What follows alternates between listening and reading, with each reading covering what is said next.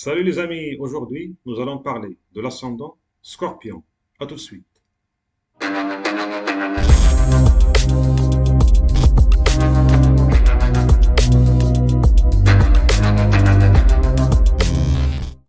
L'ascendant est le signe qui se lève à l'est au moment de votre naissance. Et ici nous avons l'ascendant Scorpion. Donc le signe du Scorpion se levait à l'est de l'horizon au moment de votre naissance. L'ascendant permet de définir la position de chaque signe dans chaque maison et de ce fait, il définit la carte de votre vie. Ça permet de dire comment sera votre vie de famille, vos économies et vos gains et le type de travail idéal pour vous, votre chance, etc. L'ascendant, c'est la première maison, celle de votre corps physique et de votre personnalité. L'ascendant est aussi le masque que nous mettons pour affronter le monde extérieur. C'est comment les gens ils nous voient de l'extérieur. Et c'est la première impression qu'ils ont de nous avant de parler. Le signe du scorpion est un signe d'eau fixe. Signe d'eau veut dire qu'il est émotionnel et il résonne par les sentiments et les émotions. Et signe fixe signifie qu'il change difficilement de point de vue. Le scorpion représente le monde sombre, tout ce qui n'est pas visible, la transformation, la mort, ou bien la fin de quelque chose d'ancien et la naissance de quelque chose de nouveau et de plus fort. La huitième maison est celle du scorpion et elle représente la psychologie, les sciences occultes, l'astrologie, les sujets cachés, les secrets, le sexe, les biens que nous avons en commun avec d'autres personnes, comme par exemple les biens acquis lors d'un mariage ou suite à un héritage. La huitième maison contient aussi les accidents, la chirurgie, les héritages, les gains subits, comme un gain de loto par exemple, les choses souterraines comme les diamants, les mines, le pétrole, etc. Scorpion est gouverné par deux planètes, Mars et Pluton. Mars gouverne aussi le signe du Bélier. La différence entre le Bélier et le Scorpion, c'est que Mars du Bélier aime gagner des batailles et affronter les ennemis en plein jour et de manière visible, alors que Mars du Scorpion aime opérer la nuit ou de manière discrète et imprévisible et cachée. Le Scorpion, il a comme des rayons X dans les yeux et il peut voir au fond des gens et il est presque impossible de lui mentir ou de le bluffer. Le Scorpion est fort émotionnellement car il est gouverné par Mars. Scorpion est aussi individuel et un peu rebelle. Quand vous avez un ascendant Scorpion, toutes les caractéristiques du Scorpion sont appliquées à votre première maison, c'est-à-dire votre corps physique et votre apparence et aussi votre caractère. Donc, vous agissez comme le signe du Scorpion dans le monde extérieur. Vous serez discret et n'aimerez pas vous faire voir en plein jour, ou bien vous allez agir de manière qui n'est pas visible à tous. L'ascendant Scorpion a une énergie intense émotionnelle et martienne dans sa première maison et ses émotions sont fortes. Il a la force de Mars et une grande capacité d'endurance et il peut aussi être jaloux parfois.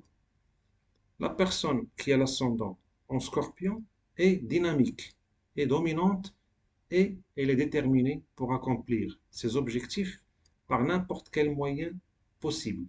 La personne peut être agressive parfois avec l'intensité de Mars ici, parce que la première maison est celle du Bélier, qui est gouvernée par Mars. Et Scorpion, il est aussi gouverné par Mars. Donc il y a un double impact de Mars ici. C'est pour ça que cette personne doit savoir contrôler son intensité et sa force. Là maintenant, on va passer sur mon PC pour ajuster les signes dans les maisons en appliquant le Scorpion dans la première maison. Donc, quand vous avez le Scorpion en maison 1, c'est-à-dire ascendant Scorpion, vous avez le Sagittaire en maison 2. Donc là, ça veut dire quoi? Ça veut dire que cette personne, elle aura un environnement ou bien une famille qui est très cultivée et qui a fait des études supérieures, ou bien ça peut être un environnement religieux ou bien spirituel et ce genre de choses. On peut voir aussi que la personne ici, elle peut, parce que la deuxième maison, c'est notre speech ou bien notre voix.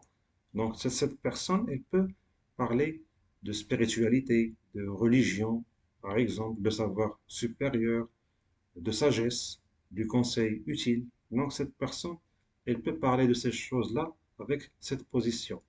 Dans la maison 3, nous avons le signe du Capricorne. La maison 3, ça représente nos hobbies et nos loisirs. Ça représente aussi notre communication et aussi notre environnement proche. Ça représente aussi notre relation avec nos frères et sœurs plus jeunes. Donc, là, quand nous avons le Capricorne, ici, ça veut dire que cette personne, elle est disciplinée dans sa relation avec ses frères et sœurs. Ça veut dire aussi qu'elle est disciplinée dans sa relation avec son environnement proche, par exemple son quartier ou bien ses voisins. Ça veut dire aussi que cette personne, elle va approcher ses loisirs et ses hobbies de manière modérée, parce que le Capricorne est un signe qui est sérieux et responsable et il est très modéré. Dans la maison 4, nous avons l'énergie du Verseau. Quand nous avons l'énergie du Verseau dans la maison 4, la maison 4, ça représente notre famille, notre domicile, c'est là d'où nous venons. Ça représente aussi la relation avec la mère. Donc là, ce que ça veut dire quand nous avons Verseau ici, ça veut dire que cette personne, il peut avoir une relation amicale avec sa mère. Parce que le Verseau, c'est un signe qui est amical et sociable. Donc ça veut dire que cette personne, elle peut avoir une relation amicale avec sa mère. Quand nous avons l'énergie du poisson dans la maison 5, le poisson, ça représente la spiritualité, le service, et l'imagination. La maison 5, ça représente les enfants, ça représente la créativité et ce genre de choses. Donc, quand nous avons le poisson dans la maison 5, ça veut dire quoi? Ça veut dire que cette personne, elle va encourager ses enfants à être créatifs. Par exemple, si ces enfants, ils vont vouloir, par exemple, faire du piano ou bien euh, chanter ou bien pratiquer un art, au lieu d'aller étudier, cette personne, elle ne va pas trop les restreindre. Elle ne va pas les sanctionner. Au contraire, elle peut les encourager. Elle peut leur dire, si vous voulez faire chanter ou bien pratiquer de la musique ou bien faire du dessin, par exemple, elle va les encourager à les faire et ne sera pas contre ces choses-là. Parce que le poisson, il est créatif et il croit en l'art, en l'imagination, etc. Dans la maison 6, nous avons l'énergie du bélier. La maison 6, c'est la maison de nos ennemis, c'est la maison de notre travail routinier. Les maladies aussi peuvent être vues à partir de la maison 6. Donc, quand nous avons le bélier ici, ça veut dire que cette personne, elle peut avoir une compétition ou bien elle peut avoir une compétition avec ses, ses ennemis et elle n'hésitera pas à affronter ses ennemis si nécessaire. Ça peut vouloir dire aussi que cette personne, elle va être acharnée dans son travail routinier, c'est-à-dire qu'elle va être efficace et compétitive dans son travail en général. Dans la maison 7, nous avons l'énergie du taureau. La maison 7, c'est l'énergie du partenaire. Donc, ça veut dire que cette personne qui a ascendant scorpion, elle peut avoir une partenaire du type taureau ou bien vénusienne. Donc, ça veut dire que cette personne, le scorpion, il, il va avoir une partenaire ou bien il aime une partenaire qui est stable et fixe et loyale, comme le caractère du taureau.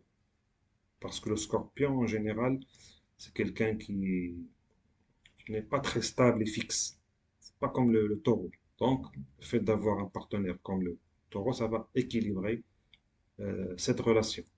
Dans la maison 8, nous avons l'énergie du Gémeaux. Le Gémeaux, c'est la communication et l'échange. C'est aussi l'analyse. Non, pardon, c'est la communication et l'échange. C'est ça. L'analyse, c'est la Vierge. Donc, la maison 8, c'est le secret, les sujets cachés, la psychologie, l'astrologie.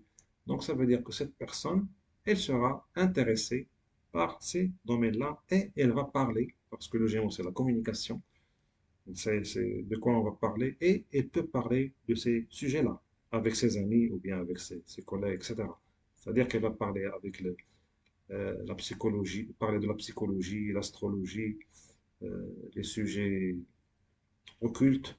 Ça veut dire aussi que la personne, elle va avoir une bonne communication avec la famille de son épouse ou bien de son époux, parce que la huitième maison, c'est aussi celle de notre relation avec la famille du conjoint ou bien la conjointe.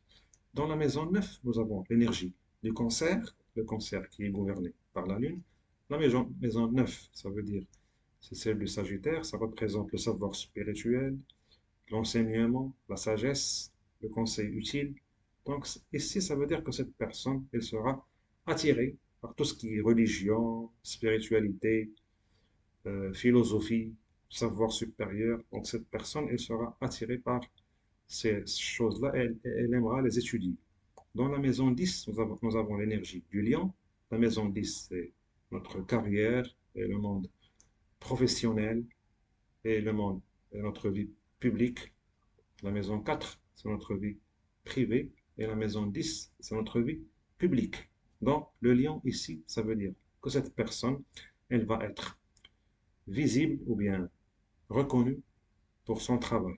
C'est-à-dire que elle va exceller ou bien elle va être au top dans sa vie professionnelle et elle sera visible.